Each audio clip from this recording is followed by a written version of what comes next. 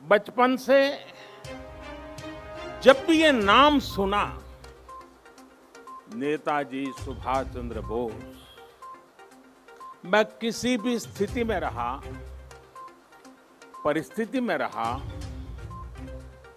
ये नाम कान में पड़ते ही जय हिंद, जय हिंद, जय हिंद। मंच पर विराजमान पश्चिम बंगाल के राज्यपाल श्रीमान जगदीप धनखड़ जी, पश्चिम बंगाल की मुख्यमंत्री बहन ममता बनर्जी जी, मंत्रिमंडल में मेरे सहयोगी श्री प्रहलाद पटेल, श्री बाबुल सुप्रियो जी, नेताजी सुभाष बोस के निकट संबंधीजन, भारत का गौरव बढ़ाने वाली आजाद हिंद फौज के जांबाज सदस्य, उनके परिजन, यहां उपस्थित कला और साहित्य जगत के दिग्गज और बंगाल की इस महान धरती के मेरे भाई और बहनों, आज कोलकाता में आना मेरे लिए बहुत भावुक कर देने वाला क्षण है। बचपन से जब भी ये नाम सुना, नेताजी सुभाष चंद्र बोस, मैं किसी भी स्थिति में रहा, परिस्थिति में रहा, ये नाम कान में पड़ते ही एक नई ऊर्जा से भर गया। इतना विराट व्यक्तित्व की उनकी व्याख्या के लिए शब्द कम पड़ जाए। इतनी दूर की दृष्टि कि वहां तक देखने के लिए अनेकों जन्म लेने पड़ जाए। विकट से विकट परिस्थिति में भी इतना हौसला, इतना साहस कि दुनिया की बड़ी से बड़ी चुनौती ठहर न पाए। मैं आज नेताजी सुभाष चंद्र बोस के चरणों में अपना शीश झुकाता हूं, उन्हें नमन करता हूं और नमन करता हूं उस मां को, प्रभा देवी जी को, जिन्होंने नेताजी को जन्म दिया। आज उस पवित्र दिन को 125 वर्ष हो रहे हैं। 125 वर्ष पहले आज के ही दिन मां भारती की गोद में उस वीर सपूत ने जन्म लिया था, जिसने आजाद भारत के सपने को नई दिशा दी थी। आज के ही दिन गुलामी के अंधेरे में वो चेतना फूटी थी, जिसने दुनिया की सबसे बड़ी सत्ता के सामने खड़े होकर कहा था, मैं तुमसे आजादी मांगूंगा नहीं, आजादी छीन लूंगा।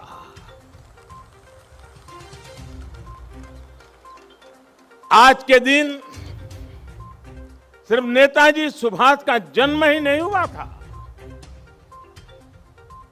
बल्कि आज भारत के नए आत्मगौरव का जन्म हुआ था। भारत के नए सैन्य कौशल्य का जन्म हुआ था। मैं आज नेताजी की 125वीं जन्म जयंती पर कृतज्ञ राष्ट्र की तरफ से इस महापुरुष को कोटि कोटि प्रणाम करता हूं, उन्हें सैल्यूट करता हूं। साथियों, मैं आज बालक सुभाष को नेताजी बनाने वाली, उनके जीवन को तप, त्याग और तितिक्षा से घड़ने वाली बंगाल की इस पुण्य भूमि को भी आदरपूर्वक नमन करता हूं। गुरुदेव श्री रविंद्रनाथ टैगोर,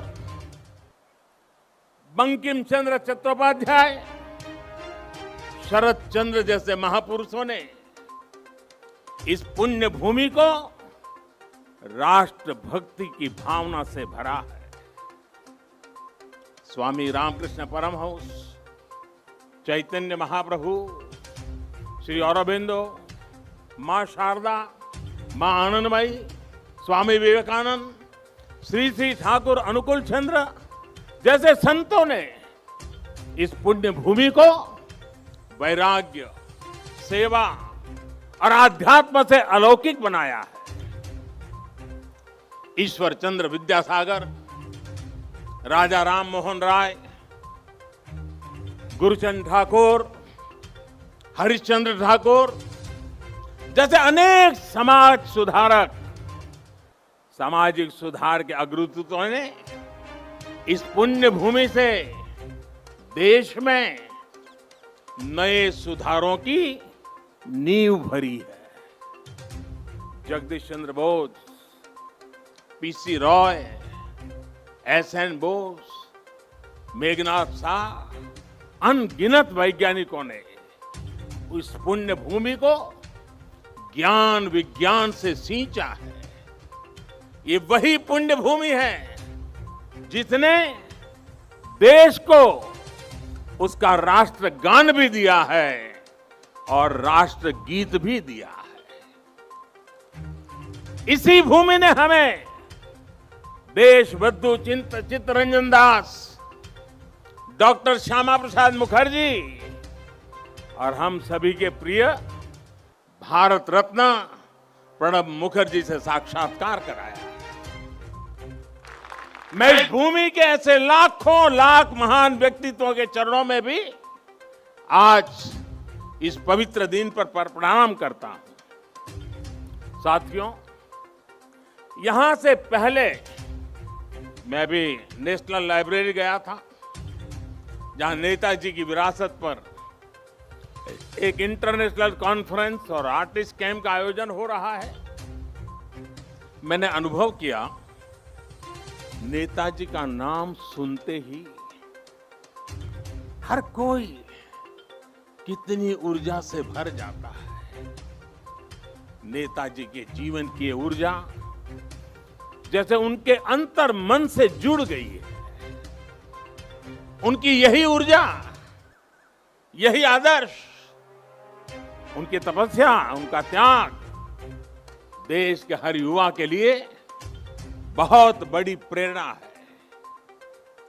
आज जब भारत नेताजी की प्रेरणा से आगे बढ़ रहा है, तो हम सबका कर्तव्य है कि उनके योगदान को बार बार याद किया जाए, पीढ़ी दर पीढ़ी याद किया जाए। इसलिए देश ने तय किया है कि नेताजी की 125वीं जयंती के वर्ष को ऐतिहासिक, अभूतपूर्व भव्यता भरे आयोजनों के साथ मनाएं।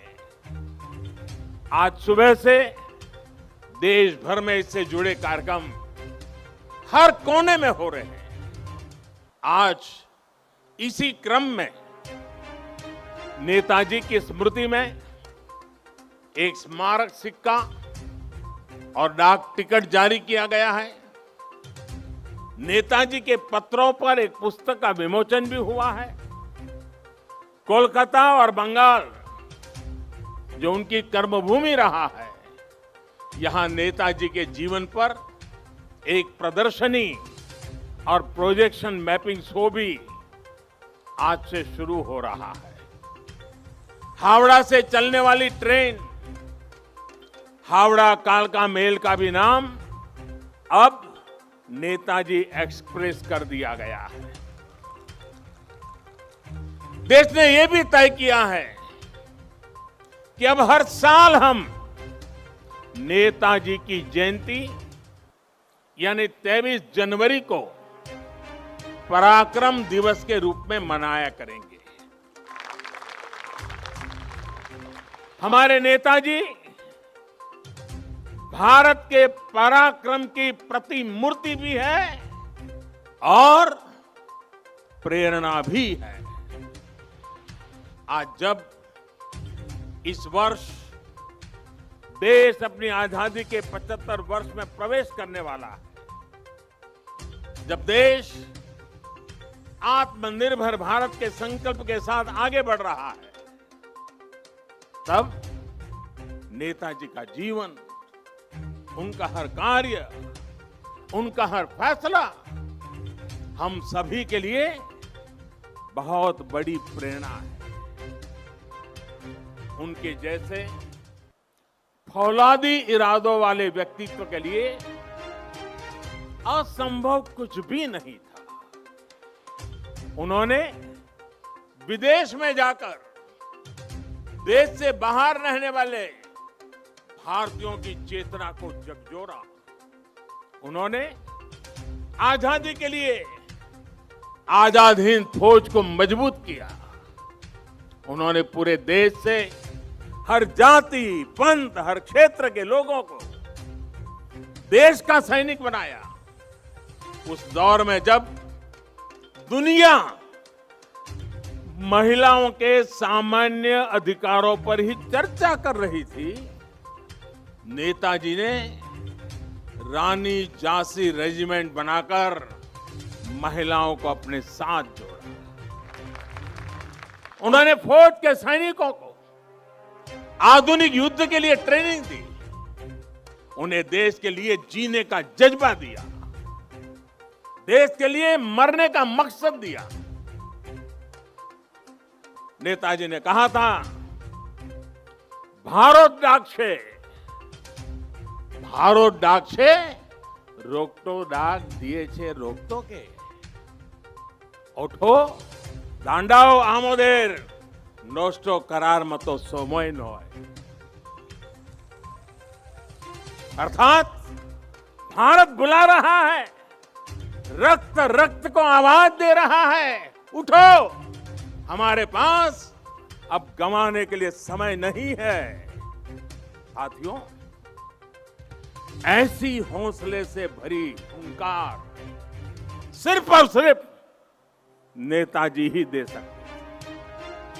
और आखिर उन्होंने दिखा भी दिया कि जिस सत्ता का सूरज कभी अस्त नहीं होता, भारत के वीर सपूत रणभूमि में उससे भी परास्त कर सकते हैं।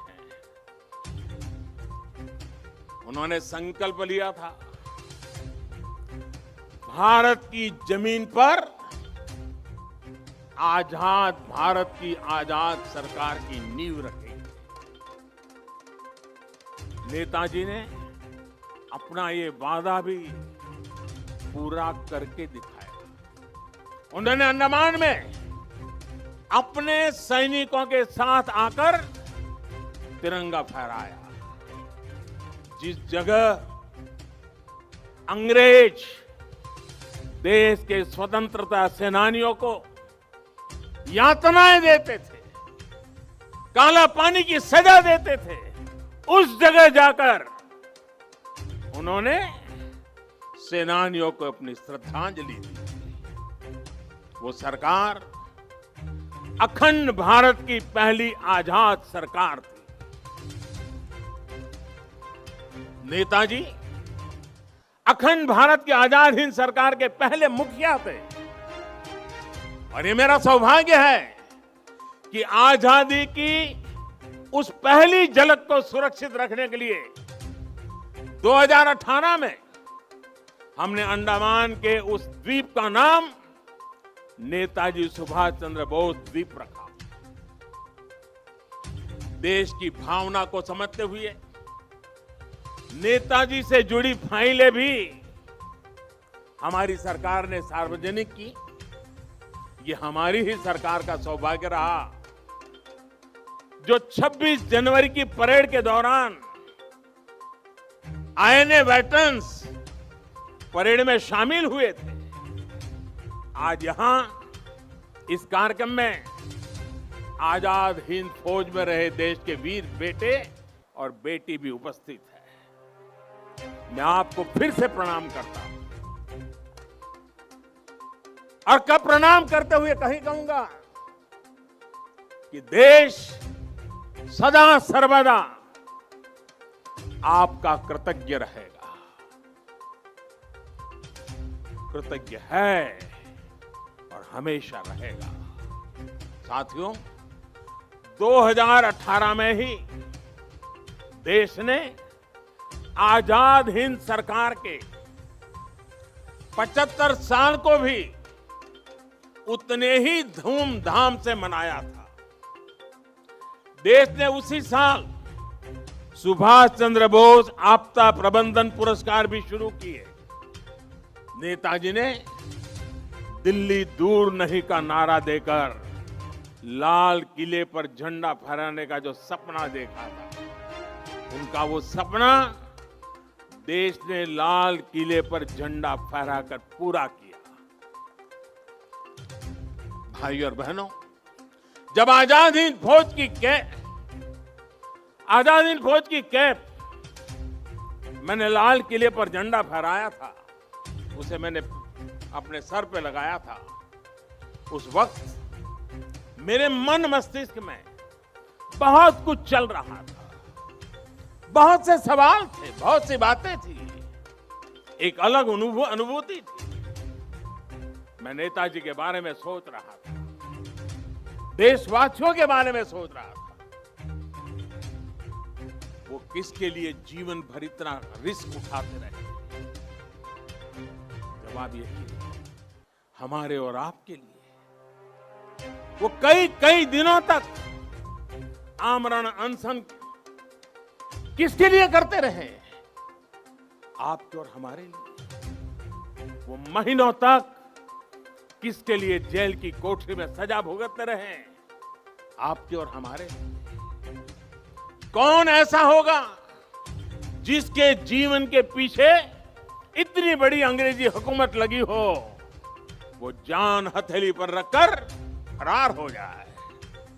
हफ्तों तक वो काबुल की सड़कों पर अपना जीवन दांव पर लगाकर एक एम्बेसी से दूसरी से चक्कर काट लगाता रहे। किसके लिए? हमारे और आपके लिए। विश्व युद्ध के उस माहौल में देश के बीच पल पल बदलते देशों के बीच के रिश्ते, इसके बीच क्यों वो हर देश में जाकर भारत के लिए समर्थन मांग रहे हैं, ताकि भारत आजाद हो सके, हम और आप आजाद भारत में सांस ले सके। हिंदुस्तान का एक एक व्यक्ति नेताजी सुभाष बाबू का ऋणी है। 130 करोड़ से ज्यादा भारतीयों के शरीर में बहती रक्त की एक एक बूंद नेताजी सुभाष की ऋणी है। ये ऋण हम कैसे चुकाएंगे? ये ऋण क्या हम कभी चुका भी पाएंगे? साथियों, जब नेताजी सुभाष यहां कोलकाता में अपने 38/2 एल्गिन रोड के घर में कैद थे, जब उन्होंने भारत से निकलने का इरादा कर लिया था, तो उन्होंने अपने भतीजे शिशिर को बुलाकर कहा था, अमार एकता काज कोरते पारवेगा? अमार एकता काज कोरते पारवे? क्या मेरा एक काम कर सकते हो? इसके बाद शिशिर जी ने वो किया जो भारत की आजादी की सबसे बड़ी वजहों में से एक बना। नेताजी ये देख रहे थे कि विश्व युद्ध के माहौल में अंग्रेजी हुकूमत को अगर बाहर से चोट पहुंचाई जाए तो उसे दर्द सबसे ज्यादा होगा। वो भविष्य देख रहे थे कि जैसे जैसे विश्व युद्ध बढ़ेगा वैसे वैसे अंग्रेजों की ताकत कम पड़ती जाएगी, भारत पर उनकी पकड़ कम पड़ती जाएगी। ये था उनका विजन। इतनी दूर देख रहे थे वो। मैं कहीं पढ़ रहा था कि इसी समय उन्होंने अपनी भतीजी इला को दक्षिणेश्वर मंदिर भी भेजा था कि मां का आशीर्वाद ले आओ। वो देश से तुरंत बाहर निकलना चाहते थे। देश के बाहर जो भारत समर्थक शक्तियां हैं उन्हें एकजुट करना चाहते थे। इसलिए उन्होंने युवा शिशिर से कहा था, अमार एकटा काज कोरते पारबे, क्या मेरा एक काम कर सकते हो। साथियों, आज हर भारतीय अपने दिल पर हाथ रखे, नेताजी सुभाष बाबू को महसूस करे तो उसे फिर से ये सवाल सुनाई देगा, अमार एकता काज कोरते पारबे, क्या मेरा एक काम कर सकते हो। ये काम, ये काज, ये लक्ष्य आज भारत को आत्मनिर्भर बनाने का है। देश का जन जन, देश का हर क्षेत्र, देश का हर व्यक्ति इससे जुड़ा है। नेताजी ने कहा था, पुरुष अर्थो एवं उपकरण निजे राय विजय बा স্বাধীনতা আনতে পারে না। আমাদের অবশ্যই সেই উদ্দেশ্য সকিত থাকতে হবে যা আমাদের সাহসিক কাজ এবং বীর তপূর্ণ শাসনে উদ্বুদ্ধ করবে। यानी हमारे पास वो उद्देश्य और शक्ति होनी चाहिए जो हमें साहस और वीरतापूर्ण तरीके से शासन करने के लिए प्रेरित करे। आज हमारे पास उद्देश्य भी है, शक्ति भी है। आत्मनिर्भर भारत का हमारा लक्ष्य, हमारी आत्मशक्ति, हमारे आत्मसंकल्प से पूरा होगा। नेताजी ने कहा था, आज आमादेर केवल एक इच्छा थाका उचित, भारत इच्छुक जाते भारत बांटते पारे। यानी हमारी एक इच्छा होनी चाहिए कि हमारा भारत बच पाए, भारत आगे बढ़े। हमारा भी एक ही लक्ष्य है, अपना खून पसीना बहाकर देश के लिए जिए, अपने परिश्रम से, अपने इनोवेशन से देश को आत्मनिर्भर बनाए। नेताजी कहते थे, निजेर प्रोति सात होले सारे, विक्षेर प्रोति केऊ असोध होते पारबे ना। अर्थात अगर आप खुद के लिए सच्चे हैं तो आप दुनिया के लिए गलत नहीं हो सकते। हमें दुनिया के लिए बेहतरीन क्वालिटी के प्रोडक्ट बनाने होंगे, कुछ भी कमतर नहीं, जीरो डिफेक्ट जीरो इफेक्ट वाले प्रोडक्ट। नेताजी ने हमें कहा था, स्वाधीन भारतेर स्वप्ने कोनो दिन आस्था हारियो ना, বিশ্বে এমন কোন শক্তি নেই যে ভারতকে পরাধীনানंतर श्रृंखलाएं बेगे रखते समर्थ होवे। यानी आजाद भारत के सपने में कभी भरोसा मत होइए। दुनिया में ऐसी कोई ताकत नहीं है जो भारत को बांध करके रख सके। वाकई दुनिया में ऐसी कोई ताकत नहीं है जो 130 करोड़ देशवासियों को, अपने भारत को आत्मनिर्भर भारत बनाने से रोक सके। साथियों, नेताजी सुभाष चंद्र बोस गरीबी को अशिक्षा को, बीमारी को देश की सबसे बड़ी समस्याओं में गिनते थे। सुभाष बाबू कहते थे, आमादेर सबसे बड़ो जातीय समस्या होलो दारिद्र्य असी कखा रोग वैज्ञानिक उत्पादन। जे समस्यार समाधान होवे केवल मात्र सामाजिक भावना चिंता द्वारा। अर्थात हमारी सबसे बड़ी समस्या गरीबी, अशिक्षा, बीमारी और वैज्ञानिक उत्पादन की कमी। इन समस्याओं के समाधान के लिए समाज को मिलकर जुटना होगा, मिलकर प्रयास करना होगा। मुझे संतोष है कि आज देश पीड़ित, शोषित, वंचित को, अपने किसान को, देश की महिलाओं को सशक्त करने के लिए दिन रात एक कर रहा है।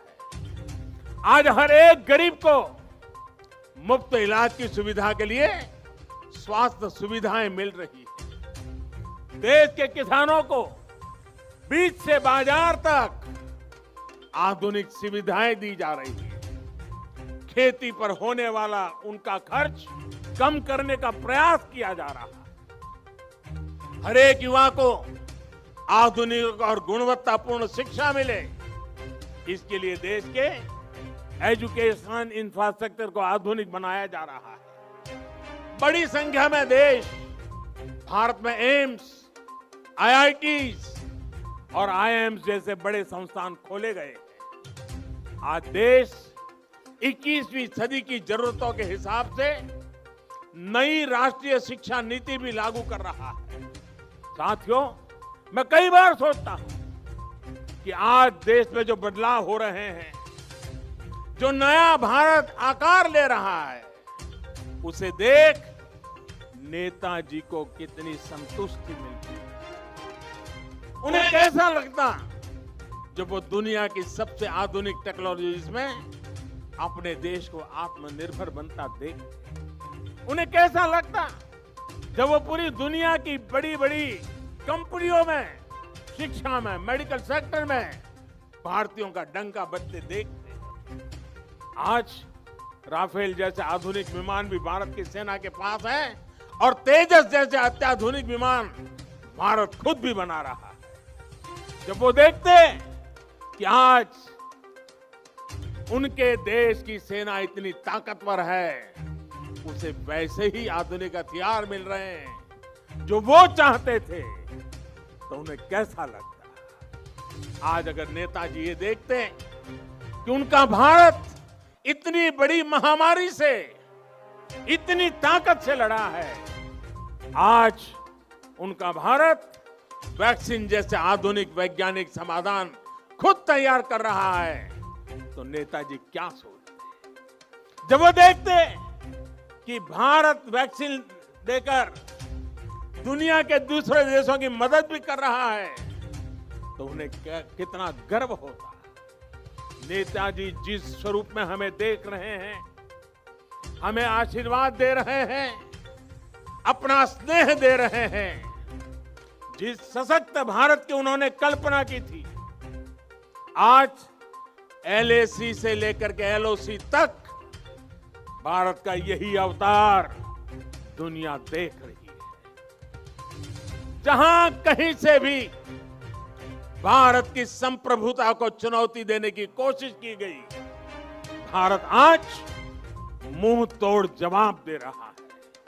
साथियों, नेताजी के बारे में बोलने के लिए इतना कुछ है कि बात करते करते रातों की रातों बीत जाए। नेताजी जैसे महान व्यक्तित्वों के जीवन से हम सबको और खासकर युवाओं को बहुत कुछ सीखने को मिलता है। लेकिन एक और बात जो मुझे बहुत प्रभावित करती है, वो है अपने लक्ष्य के लिए अनवरत प्रयास।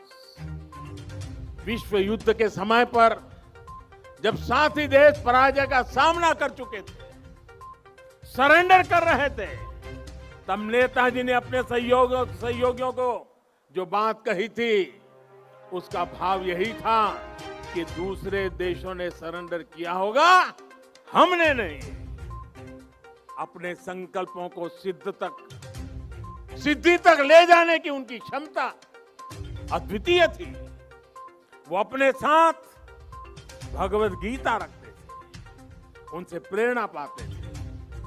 अगर वो किसी काम के लिए एक बार आश्वस्त हो जाते थे तो उसे पूरा करने के लिए किसी भी सीमा तक प्रयास करते थे। उन्होंने हमें ये बात सिखाई है कि अगर कोई विचार बहुत सरल नहीं है, साधारण नहीं है, अगर इसमें कठिनाइयां भी है, तो भी कुछ नया करने से डरना नहीं चाहिए। अगर आप किसी चीज में भरोसा करते हैं तो आपको उसे प्रारंभ करने का साहस दिखाना ही चाहिए। एक बार को ये लग सकता है कि आप धारा के विपरीत बह रहे हैं, लेकिन अगर आपका लक्ष्य पवित्र है तो इसमें भी हिचकना नहीं चाहिए। उन्होंने ये करके दिखाया कि आप अगर अपने दूरगामी लक्ष्यों के लिए समर्पित है तो सफलता आपको मिलनी ही मिलनी है। साथियों, नेताजी सुभाष आत्मनिर्भर भारत के सपने के साथ ही सोनार बांग्ला की भी सबसे बड़ी प्रेरणा है। जो भूमिका नेताजी ने देश की आजादी में निभाई थी, आज वही भूमिका पश्चिम बंगाल को आत्मनिर्भर भारत अभियान में निभानी है। आत्मनिर्भर भारत अभियान का नेतृत्व आत्मनिर्भर बंगाल और सोनार बांग्ला को भी करना है। बंगाल आगे आए, अपने गौरव को और बढ़ाए, देश के गौरव को और बढ़ाए। नेताजी की तरह ही हमें भी अपने संकल्पों की प्राप्ति तक अब रुकना नहीं है। आप सभी अपने प्रयासों में, संकल्पों में सफल हो। इन्हीं शुभकामनाओं के साथ आज के इस पवित्र दिवस पर, इस पवित्र धरती पर आकर के आप सबके आशीर्वाद लेकर के नेताजी के सपनों को पूरा करने का हम संकल्प करके आगे बढ़े। इसी एक भावना के साथ मैं आप सबका बहुत बहुत धन्यवाद करता हूं। जय हिंद, जय हिंद, जय हिंद। बहुत बहुत धन्यवाद।